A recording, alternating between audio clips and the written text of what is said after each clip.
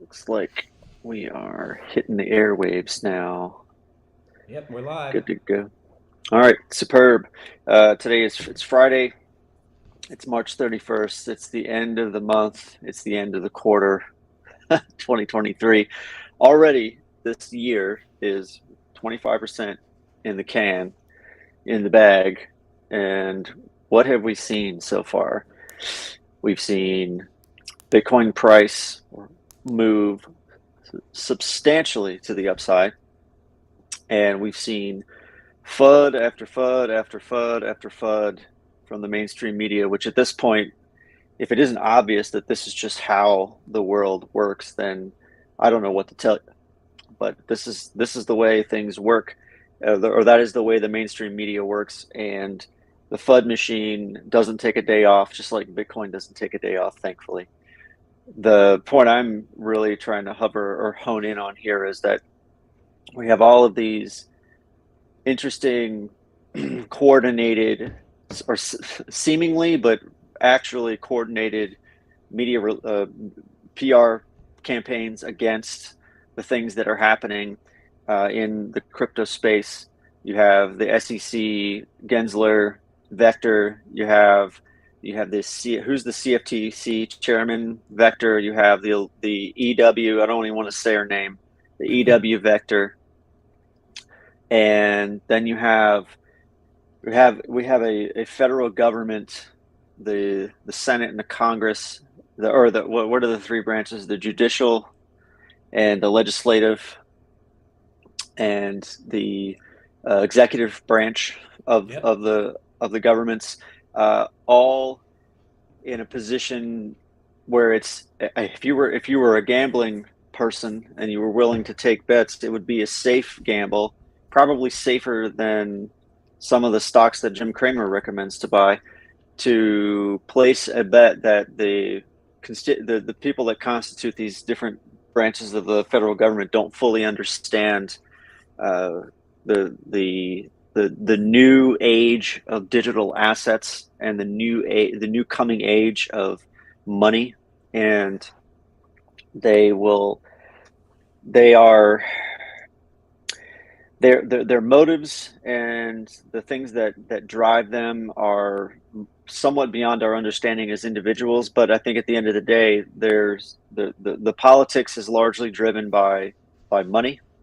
And I'm not demonizing money here, but I'm trying to get out in the open, or create an air for discussion here around. There's a tremendous amount of headwind, yet our space has still been able to operate. In many cases, the assets that we care about, namely Bitcoin, have been able to keep not just operate, but appreciate in price and do the things that they were intended to do, which is protect individuals' ability to harness or capture, harness, and preserve purchasing power over time in a world where our central banks are inflicting, enacting and inflicting monetary policy on our on us in this nation and around the world, creating conditions where our fiat money is not as powerful in purchasing terms as it was the day before and continues to be debased over time. So, not to sound like a broken record on the debasement warpath here, but that's what I'm thinking about today as we round out this first quarter of the year. Yeah, it's interesting. I got this tweet pulled up by Elizabeth Warren. Actually, it's from Nick Carter. He basically says this is baffling. According to NYDIG, as of January 1st, 2021, 22% of U.S. adults own some form of crypto. And this is Elizabeth Warren's tweet. She's building an anti-crypto army. So over the past couple of weeks, we've talked about the idea that, there might be, choke point two, or, yeah, 2.0, and, the government potentially mounting an attack on crypto. Well, it's no longer conjecture. When I saw this tweet yesterday, I go, she cannot be that stupid, but apparently she is, right? And this is a sitting U.S. senator or congressperson openly declaring war against a new innovation technology that allows people to be financially sovereign and free. I mean, this is the state of this is where we're at. They are directly declaring war on their own citizens. It's Oh unbelievable. yes. It's past the point of these guys are, silly, they don't know what they're doing. They're malicious. Their intent is wrong. They're gaslighting us. They're lying to us. The banks are failing. The Federal Reserve is failing. They're trying to come after crypto, which is the only thing that can be a lifeboat for people. And it's ridiculous. These people, if it wasn't clear now before, it's very clear now, who the enemy is, right? And it's your own government, right? That's the problem, right? And like, so what do? Right? You can vote them out. This isn't a rant on, we need to storm the Capitol like happened, yesterday all over the country with other issues that I don't really want to talk about or ever want to talk about, right? Or most people don't really care to talk about, right? It's just jammed down our throats every single day. And, you've got all these things happening at once, and, it becomes overwhelming. And I think it's done on purpose, right? But the main thing is, in spite of all this, like you said, Ted, Bitcoin's price is holding up. It's up 70% since the beginning of the year. It's Bitcoin's on its own war path, right? And there are no leaders for Bitcoin, right? That's what's special about it. They can get up there, and Elizabeth Warren can him and haw and crawl all she wants. And you made a good point before we got on the phone, and I'll let you just go ahead and make it again about her history and what she does and how these politicians work, because I thought that was very, very prescient to understand with all this going on. Yeah, if it was someone on Twitter, I wish the thing I remember from what I read was that in all of the esteemed Senator Warren's career, she's sponsored many a legislation, and I'm talking over significant periods of time. There's been one bill that she's either co-sponsored or sponsored initially sponsored that actually became law. And I don't know what that is. And this would be a thread. This would be a thread we could or we could pull this thread out and investigate a little bit further on our own time. But the thing that is, if you don't know this, it's easy, and I'm guilty of feeling the way I'm about to describe, is that when you see these headlines, there's this, at least for me, there's this initial visceral reaction of uncertainty and a substantial amount of fear, and then some anxiety around, well, holy crap, you mean this person from Massachusetts, where I don't live, has the ability to scream and yell and shake her fist and build unholy alliances with corporate entities that have way more money and influence that I could ever have, or that people in groups that I could form could ever have. And she has the ear of the Senate to start, and then has the ability to sponsor legislation that can have wide sweeping effect outside of Massachusetts, but meaning at the national level. And so as I've gotten older and started to understand how the sausage was made in DC and in the government, having born and raised around the DC area, working in the defense contracting apparatus, which is so political you can't even see straight. The point I'm trying to make is that having left the area and then seeing how these policy decisions made by people who don't have to deal with the consequences and the outcome and the follow-on effects, I should say, it's easy to get swept away sometimes. So what I'm trying to communicate here is that, thankfully, with a little bit of patience and a little bit of keeping oneself at a distance from the emotional reactions that are intended, quite frankly, because it throws us off as individuals, makes it harder for us to think and respond to these things. But there is no need for us to respond necessarily. I would say the response should be one of understanding how things work and looking at facts and history and I guess track record is where I'm going here with this, is that EW here doesn't have a great track record of getting legislation sponsored. She has a great track record, though, of building unholy alliances and pandering to her constituents so that she can get reelected and do all of the things that people in positions in public office sometimes do. And we should all aspire to have, multiple income streams and things like that. So I'm not knocking this idea that, people in political positions can do things outside of their political office to earn income. That's not what I'm talking about. I'm just saying that what's really unfortunate here is that there are a lot of people that are going to read this stuff like they read everything else, and they're going to think, oh God, it's over, and they're not going to want to participate, and it's going to stunt their growth, and it's going to stunt their understanding or their willingness to continue to develop an understanding of all of the benefits. And let's understand there's real tangible benefit here in the crypto space. There's technological innovation that's has the potential to be stifled and, excuse me, to be warded off to other areas outside the country.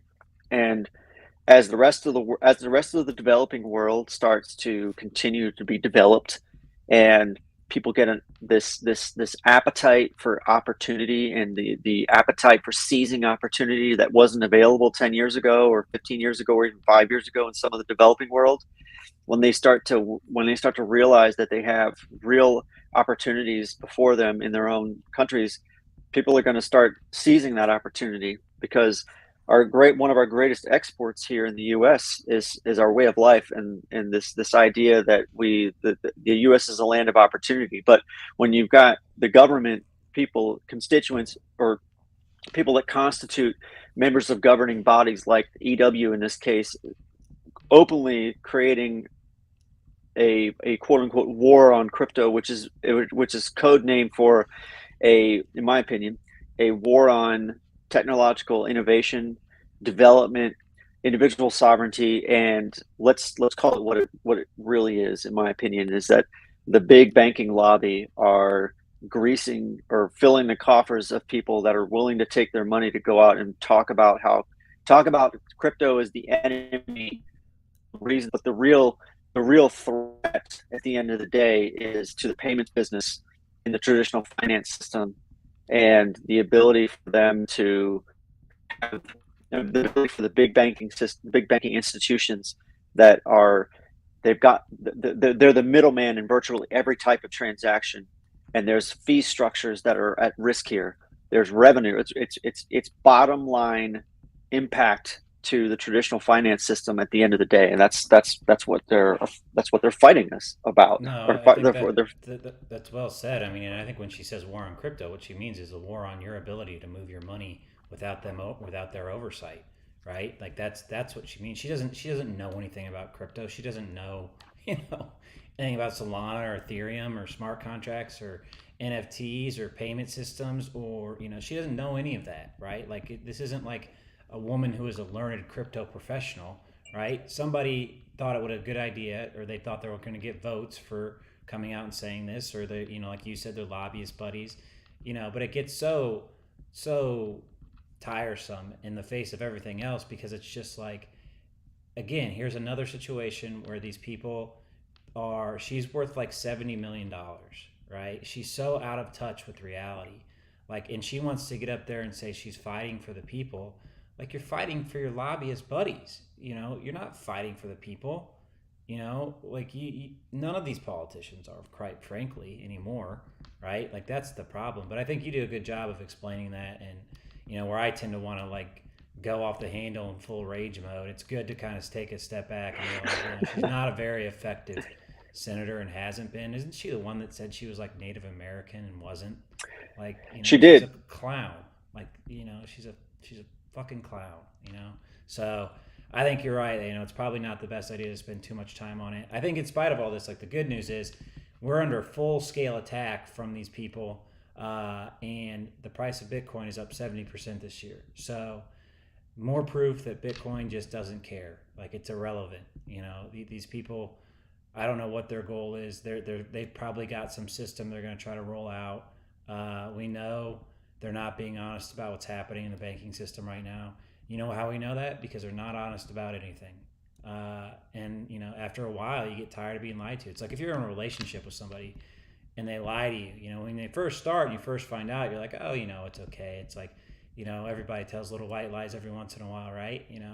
But in business or relationships, after a while, you just find you have to admit to yourself that this person is not a good person, and I don't want to do business with them, and I don't want to be in a relationship with them. Same with these politicians. Like, I thought for a long time that these people actually cared, and it's like you see they all get wealthy, and nothing ever changes. The country only gets worse, like, and more divided every year that goes by.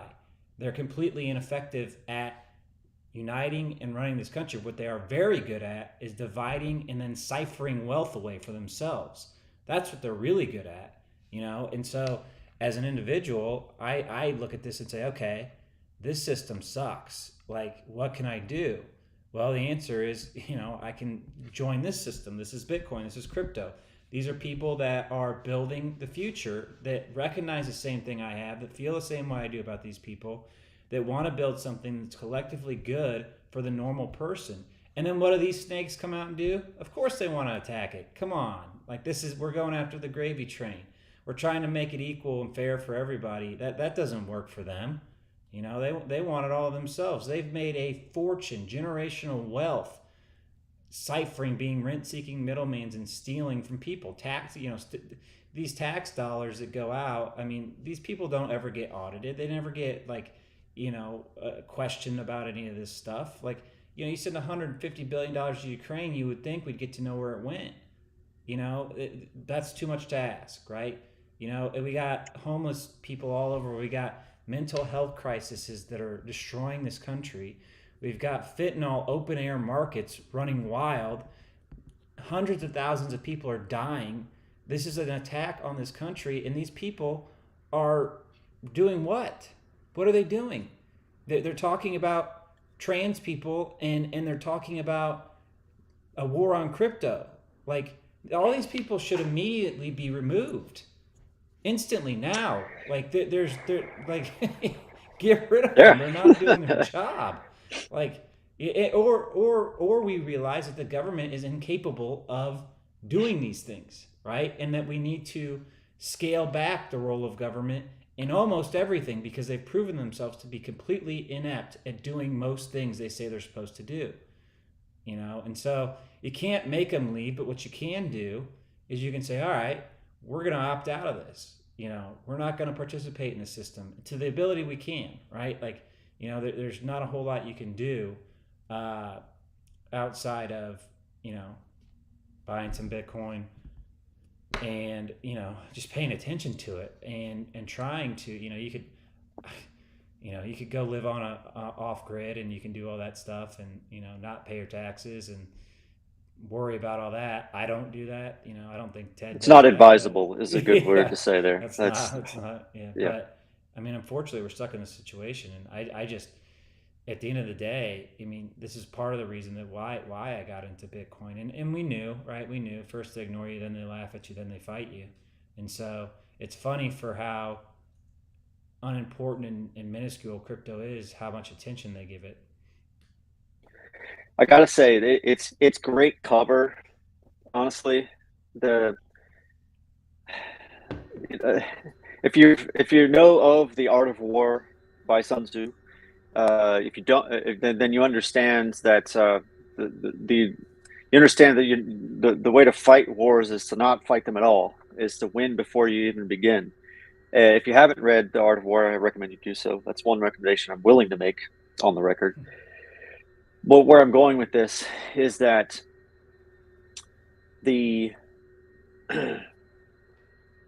having grown up around the political apparatus and learning how the sausage was made, and having to trying and not necessarily failing, but reaching a point where I was unwilling to participate in the system and go with the flow. It's only the salmon are good at swimming upstream against the current. I was not a salmon in that context at all.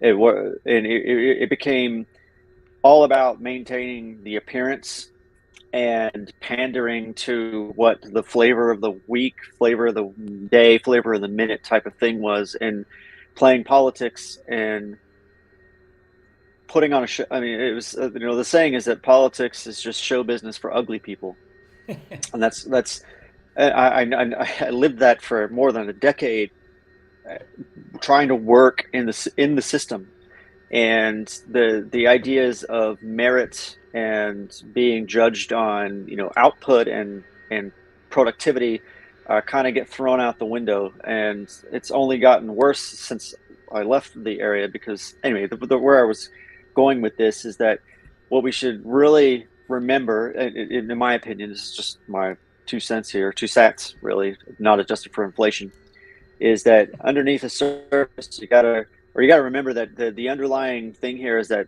the politicians are putting on a show for people, and that they're not doing the thinking, the critical thinking behind the scenes. It takes more than just a handful of people to think through these things. That's why they have advisors and consultants. And to your point about how things haven't changed, and this, having worked in consulting and gotten to see how where the saying, and learned at the ground level where the saying is that there's in the consulting world, there's the good money is not in solving the money is made in prolonging the problem, uh, and not provide basically not solving the problem. Your consulting work was never about actually solving the problem. It was getting things moved far enough along to where you could extend your consulting agreement. And that's honestly what I make a parallel in my own mind, that politicians are just really overpaid consultants that stand up and tell us the things that they think we want to hear. And they're part-time magicians using misdirection, pointing. Pay no attention to the man or the woman or the other thing behind the curtain. And at the same time, being able to take advantage of the things that the current system offers. And it's not always savory, quite frankly, but it is what it is. And issues like the real issues never really get solved at the federal level, in my opinion. The real work of government is done at the state and local level, and all of the people in Washington know this, but it's not in their best interests. And you remember, we typically do what we think is in our best interest. And on the other side of that coin, in our space and in our minds as people that want to be sovereign, free individuals, I think we should provide like for like here. We're going to operate in our best interests, and we're going to participate in this parallel system, because no one's going to, and quite frankly, no one's going to stop us, no matter what any politician has to say. Today, we are free to use the internet and use computers. There's innovation going on uh, every single second of the day, not just here but around the world. We have our flagship bearer asset in the form of Bitcoin. There's a whole ecosystem of other digital assets that have all sorts of utilitarian value, that people, despite the political climate and the perceived wet blanket that's been thrown on our business, continue. They wake up every day, they innovate, they develop, and they plow, they push forward. And you don't have to like every crypto project. I don't like every crypto project. I don't like most crypto projects, but there's always the things that float to the top, the creme de la creme, and that's where I happen to put my focus and try to build and develop my understanding on a continual basis, or in a continuous fashion. And I think that's the same. Like, if I were gonna, if there was something I was hoping for, if anyone's listening to this, is that there is a sane path forward here, despite all of the FUD, with the understanding that the mainstream media has an agenda that is profit driven. Like, they're everything on their agenda is rooted in how the hell are we going to stay in business and make our make payroll this month, cover our expenses, and be a profitable enterprise. Okay, that's the base layer there. And in politics, you have every they're everything is motivated around how they're going to generate income for themselves and be able to float their own micro enterprise that is a camp that is the office. Like, for example, the executive office of the president has something like 1,100 people on payroll funded from somewhere. Now it comes from the budget, the federal budget line. But if you're not, let's say you're the governor or you're a local representative, you have to find ways to fund these things, and because people don't work for free, or at least they shouldn't. And but the value for value is the thing I'm trying to get to here, is that it's a difficult business politics. And yes, people will do what they think they need to do to survive, but we don't have to participate in the traditional sense. We can meet the opposition fair and square in public with the actions that we take as individuals. And I'm going here with the way we vote and the things we choose to focus our attention and our time on. And if that is acquiring digital assets, building our portfolios, and participating in supporting assets that we believe in, that are, basically, promote freedom, et cetera, et cetera. And we can win hearts and minds in our own way, without resorting to nasty tactics and FUD, basically. But just pointing out where the the realities of life in our particular country, but around the world, is that there is a path forward. It has to do, and you can get on that path. Find a crypto project that resonates with you. Find a way to support it, whether that's buy the asset and hold it, participate if you have some skill with coding. If you don't have skill, learn to code if that's something of interest to you. But also learn about the existing financial system and learn where the problems are, and then learn how the crypto ecosystem is blazing. It's blazing a path into the future, and how to be a part of it. Was all I had to say there. No, I think that's great. I think, you kind of help walk me off the ledge there. I see this stuff, and like I said, my instant reaction is, first reaction is just pure rage. And, like, come on, you can't be serious. Like, why would she be so stupid to say such a thing? And then it's like, okay, all right, they're just politicians. Like, this is what they do. It's irrelevant. And I think the other thing too is, you only got so much energy in a given day to focus on some things. This just isn't worth focusing on, right? There's things you can do about it. You can write your senators. You can participate in these communities. That's another great aspect of crypto that people don't fully understand, is there's great communities built around a lot of these projects, and these communities are global communities. There's, again, I say it all the time. I've said it probably 3 times. There's a book written by Balaji called The Network State, and this is where the world is going. And so they can sit up there and fight it. These boomers in their 70s and 80s can get up there and scream and yell and fight technology all they want. They're not going to stop it. So your energy is probably better spent focusing on the new technology, learning to understand it, like Ted said, learning to participate. You don't have to have coding skills, right? I don't have coding skills. I join the communities. I speak all the time.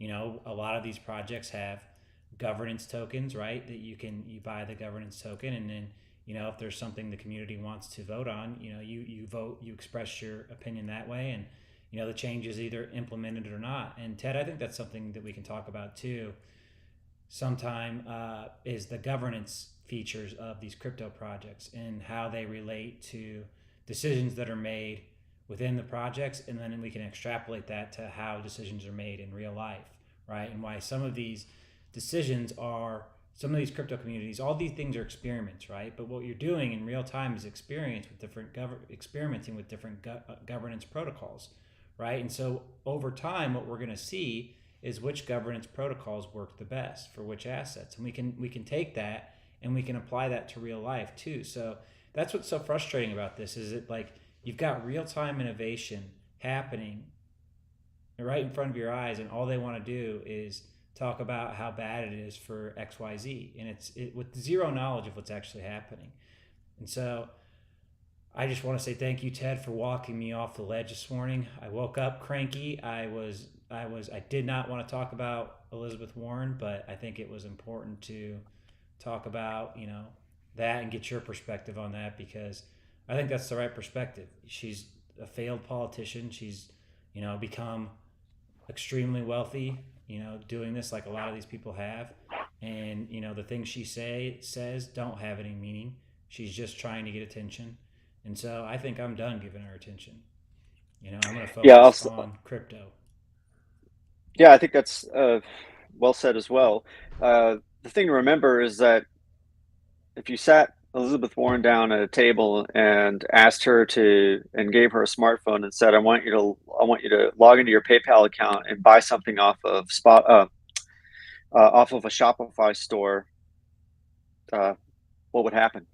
And I make that or say that is because at one point Jim Bianco, who is he's a financial guy, a finance, traditional finance, born and bred, but gets crypto and understands that it's the future.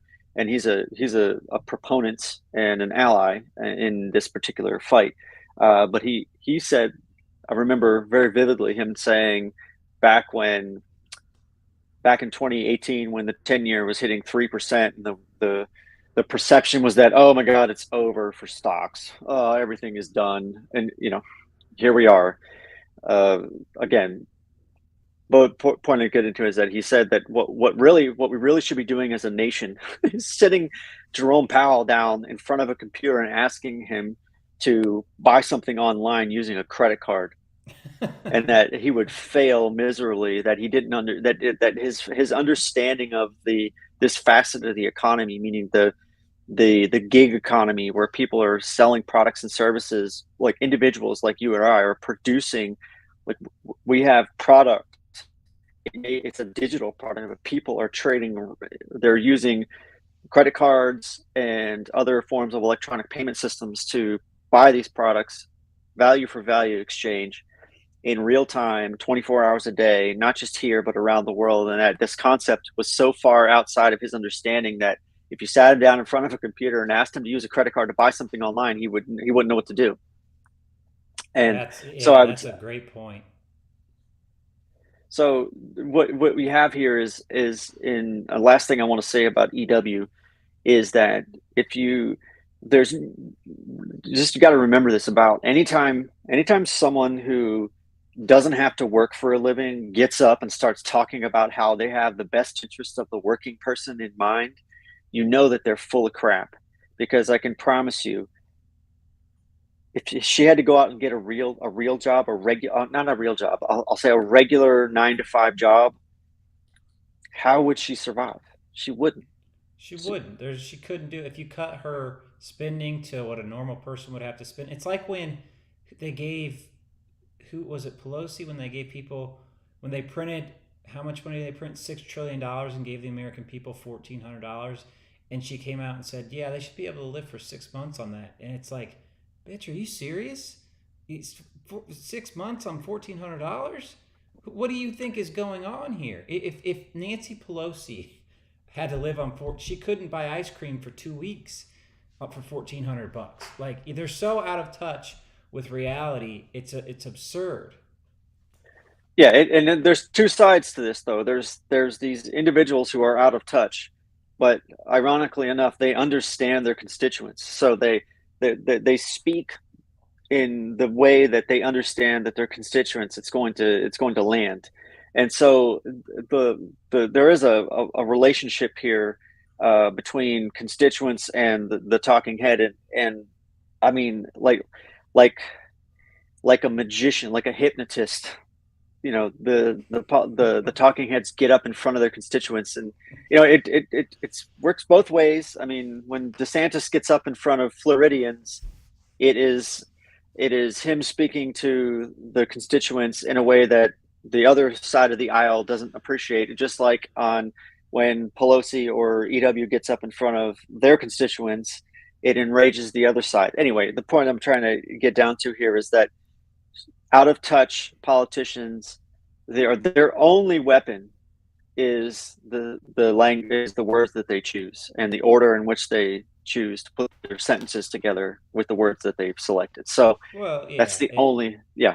and paying attention to these people, they act like crypto's going to take down the politicians are doing just a fine enough job themselves of taking this country down, right? Like this is all you got to do is talk about, like, what is it? The art of war too is like when the enemy's destroying itself, let it, and so what we're doing in crypto is we see the problems in the traditional system, and we're trying to build, like you said, a parallel system that people can onboard to, so you don't end up in a situation where you have complete and total totalitarian control, right? And so if they reset the system tonight, March 31st, 2023, if they say flip the switch and all of a sudden FedNow goes live, all of your accounts now are Fed accounts, right? And we control everything you do, all right? You can't get out of that system, right? So what happens if that system fails? All right, and they try another one, that system fails. What happens if BRICS fails? So all these countries that are moving to the BRICS alliance. All right. What happens if China's digital yuan fails? Right. What happens if if it gets hacked?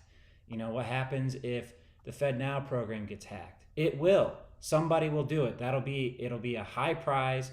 Somebody will go after it. What happens then? And so I guess the reason to be I'm so passionate about it is just because you follow this stuff long enough and you realize that the answers to these problems aren't the problems, right? Like these politicians caused a lot of these problems, so the answers to this stuff that's going on right now isn't more politicians or a different politician or something like that. The answer is for people to be allowed to be self-sovereign, to build their own lives, to stop depending on these people for handouts and for any sort of guidance or leadership at all, because it's non-existent. And I hate to say that, but it just is the way it is. The government's not coming to save you. And in fact, quite the opposite. You ever see that old meme of the cow that's got its head stuck in the fence? The first picture is a cow with its head stuck in the fence. The second one is a cow walks up behind it. And then the third one is the cow that walks up behind it mounts it and starts to have sex with it. And the meme is, Yep. not everybody that shows up is here to help. Couldn't be further from, I mean, it couldn't be more accurate. And Yeah, I mean that's what. So you get a banking crisis, the Fed steps in. We've got the central bank digital currency. You're the cow with the head stuck in the fence. You ain't the cow doing the mounting, right? The mounting is done by the Fed, right? And so you just got to remember that stuff. Like, they're not here to help you. They cause this. They're going to cause whatever crisis comes. These are the people who did this, and they're going to gaslight and lie to you and say, oh, XYZ is the reason this happened. We have the magical solution, which is the CBDC that will be complete and total control over everything you do in life. But you have to do it right now, otherwise we're not going to make it. Like, that's what's going to happen. That's something similar to that will happen, and you will be the cow with your head stuck in the fence, getting a nice Sunday morning Fed surprise. Yeah, I mean, the idea that the government is here that they're going to rescue you couldn't be further from the truth, and that meme couldn't be more accurate. Is that, and this, and I don't want to be like, I don't want to participate in the spreading of FUD in the classical sense, but it's more around helping people understand what the landscape, like, this is the terrain, this is the landscape, this is the world we live in. Here's what I'm hoping to offer is that there is a way. There is a better way. You don't have to participate necessarily in the current nasty old system that is not designed with your benefit in mind. It's all designed around how do the institutions that the government leverages to enact policy like this, all they care about is how do they profit by, I mean, I'm not attacking motives for profit necessarily. I'm just saying that in this current system, when there is crisis, it has become advantageous for there to be crisis. and that is part of the problem, in my opinion. So anyway, I don't want to be a flood purveyor. I'm trying to I'm trying to find I'm trying to I got a sick sense of humor. Uh show people the cow meme. Yeah, there it is. Yeah. That's it. We should make that. We should do this meme and make this the guy the Fed and this guy you. Yeah, yeah. I think we have our next task for the day. Oh God! If you can't laugh, what can you do? All Yeah, right. But anyway, in spite of all that, Bitcoin's holding up pretty well. That's exciting to see. Uh, good news for that. We'll see what happens over the weekend, and we will be in touch Monday.